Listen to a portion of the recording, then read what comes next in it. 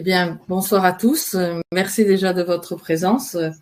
Donc, je vais me présenter en quelques mots. Donc, je suis en effet, c'est toujours, je suis un canal, médium guérisseur, mais quand je dis je ne suis qu'un instrument au service de la source en toute humilité.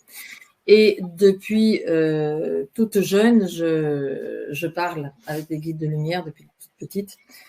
Et les choses se sont accentuées au fur et à mesure de ma vie, à travers des voyages initiatiques que j'ai pu faire, à travers, des rencontres avec de grands guérisseurs, avec des chamans, avec tout un tas de personnes qui m'ont donc également aidé, appris. Et donc, j'ai fait énormément de travail également intérieur, de travail sur moi. Donc, toute jeune, j'ai été appelée à une conférence comme vous ce soir sur la vie après la mort. Je venais de perdre mon père et c'est là où tout a démarré parce que j'ai commencé à avoir dans cette conférence où le monsieur m'a appelé à l'entrée pour participer justement à la conférence alors que je venais en tant que spectateur. Et c'est là qu'il m'a dit, mademoiselle, vous êtes médium, vous allez pouvoir nous aider avec votre énergie. Et là, j'ai dit, mais pas du tout, je ne connais rien du tout à tout ça. Je veux dire, j'avais jamais rien appris, à vrai dire. Pour moi, je parlais, c'était naturel dans ma façon de parler avec les êtres de lumière quand j'étais petite. Mais c'était pas du tout, voilà, j'avais rien appris du tout. Et donc, j'ai donc fait cette conférence où j'ai commencé à recevoir un message d'un enfant qui se présentait, qui disait son prénom, que sa mère était dans la salle, que voilà. Et là, j'ai commencé à avoir des informations sur cet enfant. Je voulais rien dire parce que je pensais que c'était mon mental, mais en fin de compte, c'était pas du tout mon mental. Cet enfant était décédé, sa mère était dans la salle, et à force que le monsieur me dise qu'il aimait les conférences de parler, je me suis mise à dire les choses, et en effet, la mère s'est reconnue dans la salle et s'est mise à pleurer et à dire, en effet, c'est mon fils. Vous avez dit vraiment le prénom, vous avez vraiment dit pourquoi il est décédé. Enfin, j'avais vraiment eu cette communication. Puis après, j'ai vraiment été appelée par les êtres de lumière, ça a continué, c'est-à-dire qu'il y a eu une ouverture. Très souvent, c'est souvent après la mort de quelqu'un, je venais de perdre mon père, que les perceptions s'ouvrent davantage. Et il est vrai que j'avais un très très grand amour pour Marie et pour le Christ, déjà depuis toute petite, et je leur parlais. C'était un peu mes parents de substitution. Et donc j'ai commencé à travailler avec eux. J'ai commencé à recevoir des messages, à avoir ensuite différents guides. Après avoir les personnes décédées, j'ai commencé à recevoir des êtres de lumière, c'est-à-dire j'ai eu mon premier guide qui était Saint Jean l'apôtre. Et c'était très fort quand je l'ai reçu. Puis après j'ai eu Saint Jean le Baptiste, et puis les guides se sont enchaînés en fonction du moment où j'ai commencé à travailler. J'ai commencé à faire les missions d'âme. Je regardais les mains des gens et je voyais la mission de vie des personnes. Et c'était assez, enfin, je veux dire, pour moi, les mots sortent toutes seuls. C'est-à-dire, je suis médium par canal et par la parole.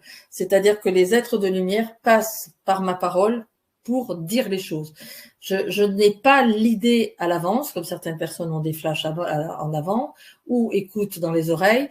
Moi, les paroles, c'est comme s'ils me parlent en direct et que les mots sortent directement par ma bouche. Donc voilà. Et donc j'ai appris, donc j'ai beaucoup cheminé, j'ai voyagé énormément, j'ai organisé moi-même des voyages initiatiques dans le monde entier pour aller sur des lieux où on retrouve des mémoires karmiques. Et donc mon chemin m'a amené, et pour moi-même, à rencontrer des grands guérisseurs. J'ai à chaque fois eu la chance que ces gens-là que je voulais rencontrer pour moi me demandent, et j'étais toujours ébahie, de leur faire des soins. Alors que j'allais pour moi les rencontrer et ils me disaient, mais Nathalie, tu as un très grand potentiel, tu l'ignores. Bon, j'avais pas du tout l'impression d'avoir un très grand potentiel. Vous savez, comme quand on démarre, on n'a pas toujours confiance dans son potentiel. Et donc là, vraiment, à chaque fois, ils me le disaient parce qu'il fallait que je le comprenne. Et je recevais donc des soins, mais ils me disaient, tu nous payes pas, tu vas nous faire un soin et nous dire, on a des questions à te poser. Et donc, je recevais des enseignements de leur part.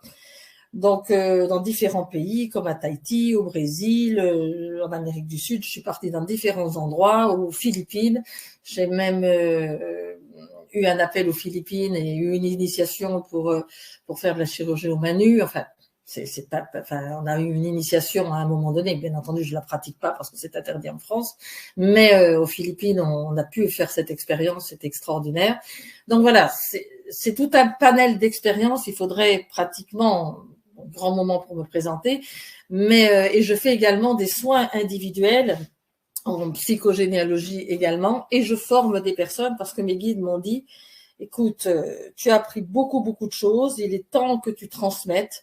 Et donc aujourd'hui, donc je forme les personnes qui le souhaitent à devenir thérapeutes, je leur donne mes outils, je leur apprends justement également à trouver les leurs, à trouver leur mission, et également donc à avoir tout un tas d'outils, une panel d'outils pour nettoyer le transgénérationnel, pour nettoyer le karmique, pour libérer l'émotionnel. Donc ça, on verra peut-être plus tard. Mais voilà, c'est vraiment comment dire, c'est pas un travail, c'est vraiment c'est comme si on était missionné. Je sais pas comment dire ça. C'est quelque chose. C'est une passion. C'est vraiment, à un moment donné, même quand j'étais plus jeune, je me demandais si j'allais pas entrer au couvent, parce que j'aimais Dieu extrêmement, de manière très forte. Enfin, quand je dis Dieu, pour moi, c'est pas un personnage qui est là-haut, c'est cette force d'amour. Après, chacun y met le mot qu'il veut, mais il y a des choses qui ne m'allaient pas dans la religion. Donc, il y a des choses qui ne m'allaient pas, il y avait trop d'histoires de pouvoir. Et donc, pour moi, j'ai préféré donc me mettre au service de la lumière, au service de la source que j'appelle, ce qu'ils font passer à travers moi. Ce qu'ils font passer à travers moi, à travers mes mains, à travers mes paroles. Et donc, je me suis spécialisée donc dans la formation pour former des thérapeutes, pour les former à devenir des canaux de lumière, à canaliser et à dire les messages et à trouver l'origine de la problématique des personnes. Et ensuite, leur donner des actes pour les reprogrammer. D'abord, les déprogrammer de ce qu'ils ont dans l'inconscient, leur mettre en conscience ce qu'ils ont dans l'inconscient et les reprogrammer ensuite. Donc, tout ça, c'est des choses que j'apprends à faire et également à lire les mémoires akashiques. Parce que on y reviendra. Qu'est-ce que c'est qu'une mémoire akashique? C'est des mémoires cellulaires que vous portez de vos ancêtres et donc qui peuvent vous bloquer également, qui peuvent vous bloquer dans votre vie. Et également, je me suis aperçue également que j'étais passeuse d'âme, et ça depuis très longtemps, parce que à un moment donné, j'aidais des personnes à passer de l'autre côté, ce que j'appelle des entités en transition qui étaient décédées de manière précipitée, c'est-à-dire des personnes qui sont mortes de mort violente. Eh bien, ces âmes-là, je les aidais à passer de l'autre côté. Et puis plus tard, j'ai eu d'autres formes. Disons qu'au fur et à mesure qu'on travaille, il y a une progression qui se fait parce que je continue moi-même à travailler sur moi, à rencontrer des personnes à l'étranger et ici pour évoluer, parce que je pense qu'un thérapeute doit toujours évoluer sur lui-même, sinon il ferait des transferts épouvantables. Et donc, je continue à travailler sur moi pour pouvoir aider. Et la vie a fait que maintenant, mon guide principal est le Padre Pio, et que je suis même appelée à nettoyer ce qu'on appelle des entités obsessionnelles, c'est-à-dire des entités qui amènent des malédictions sur les familles ou des choses qu'on pourrait, enfin tout ça je vous l'expliquerai plus profondément, et qui amènent qu'on doit faire une forme, ce que j'appelle, le mot fait toujours peur, une forme d'exorcisme sur les personnes pour pouvoir les faire partir de gré ou de force, parce que ce genre d'entité ne veut pas partir. Donc voilà, donc j'ai tout un panel dans le sens, mais je suis plus spécialisée dans la lecture généalogique, la lecture des mémoires akashiques, les actes psychomagiques, et former les gens à s'ouvrir à leur capacité médiumique, à devenir vraiment un canal au service de la source et devenir des thérapeutes de lumière. Et je dis bien des thérapeutes de lumière en toute humilité, parce que pour pouvoir être thérapeute, il faut être humble. C'est la première des qualités, et jamais se vanter d'une réussite d'un soin ou quoi que ce soit, parce que ce n'est pas nous. C'est vraiment ce qu'il y a de plus fort que nous. Donc moi, je ne prépare jamais rien. je laisse toujours les guides parler à travers moi. Donc, c'est ma façon de faire parce que je sais qu'ils utilisent ma parole pour dire ce qu'il y a à dire ou dans une conférence ou bien sûr dans une formation.